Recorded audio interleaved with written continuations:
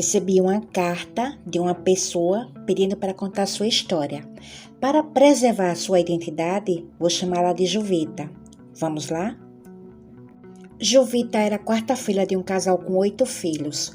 A família morava numa casa na zona rural de um pequeno município. E aquela casa era a referência para ela e seus irmãos do lugar da família, onde todos se sentiam seguros e unidos. Tudo o que o pai dizia era lei, e a família devia obedecer. Ele era o maioral, e ninguém tinha a ousadia de dizer qualquer coisa que o contrariasse. Jovita conta que um dia o pai chegou em casa com uma grande novidade. Aquilo mexeu muito com todo mundo dentro de casa. Ela devia ter uns 10 anos de idade. O pai falou para a esposa e os filhos que deveriam ir para a casa do seu sogro, que era para ficar lá até ele ir buscar. E não tinha muito o que explicar, era para todo mundo arrumar as trouxas. Bem cedinho, ele botou a família na carroça de burro e levou para a casa do sogro, que não era muito longe dali. Todo mundo seguiu naquele caminho, em silêncio, confuso e sem entender nada. O avô estranhou aquela chegada para uma temporada, mas também não questionou o genro, que logo voltou para casa e botou dentro de casa a sua amante, com quem convivia sem ser perturbado. Logo começaram os comentários e a esposa ficou sabendo, mas não fez nada. Todo ano era a mesma coisa, aquela casa virava abrigo para o pai, ora com a família, ora com a amante. Os filhos não estudavam e tinham que se conformar com a tomada do lar por metade do ano.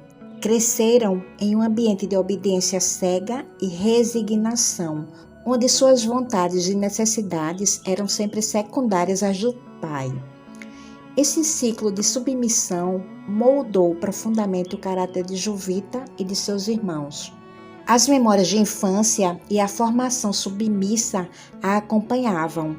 Assim, Jovita se via incapaz de contrariar as ordens do marido. Toda vez que Júlio levantava a voz ou dava uma instrução, Jovita sentia-se como a menina de antigamente, obediente e sem voz.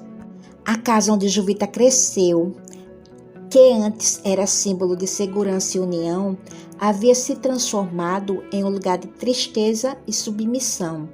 A falta de educação formal também a afetou. Jovita não conseguia ler ou escrever bem e dependia completamente do marido para lidar com qualquer coisa que exigisse habilidades básicas de alfabetização. Com o passar dos anos, Jovita tentou encontrar maneiras de lidar com seu sofrimento. Ela buscava conforto nos filhos, tentando dar a eles uma vida diferente da que tivera, mas, sem saber como romper o ciclo de submissão, acabava repetindo muitos dos comportamentos de sua própria mãe. Quando Júlio dizia que os filhos não precisavam estudar tanto, que o importante era aprender a trabalhar, Jovita concordava em silêncio, mesmo sabendo que isso poderia condená-los a uma vida de limitações semelhantes às dela. A história parecia se repetir, geração após geração. Aos poucos, Jovita começou a perceber que precisava mudar, não só por ela, mas pelos filhos. Um dia, uma vizinha comentou sobre um grupo de mulheres que se reuniam para conversar e se apoiar. Embora com medo, Jovita decidiu participar de uma dessas reuniões. Lá, encontrou mulheres que também haviam sofrido com a opressão e o machismo. Elas compartilhavam suas histórias e davam força umas às outras para mudar suas vidas. Jovita, pela primeira vez, encontrou um espaço onde podia falar e ser ouvida. Inspirada por essas mulheres, Jovita começou a buscar pequenas formas de independência. Aprendeu a ler e escrever com a ajuda de uma das vizinhas. Aos poucos, começou a tomar pequenas decisões por conta própria, sentindo-se mais confiante a cada passo. Ainda assim, romper totalmente com a submissão era um desafio enorme.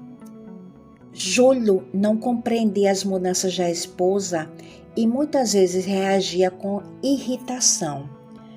Mas Jovita estava determinada a criar um ambiente melhor para os seus filhos. Com o tempo, conseguiu matriculá-los numa escola melhor e incentivá-los a estudar. A transformação de Jovita foi lenta e cheia de obstáculos, mas a cada pequena vitória a fortalecia. Ela começou a perceber que poderia ser uma mulher forte e independente, mesmo que ainda enfrentasse a sombra do passado.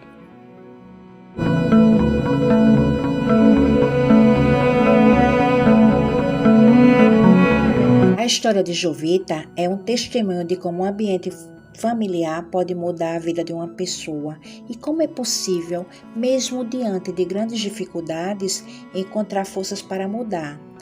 Jovita não se tornou uma mulher completamente livre dos seus medos e traumas, mas conseguiu romper um ciclo de submissão suficiente para dar aos seus filhos uma chance de um futuro diferente. É o que ela diz na carta. Conta que seguiu em frente, carregando as marcas de um passado doloroso, mas sempre a esperança de um futuro livre e feliz para si e para os seus.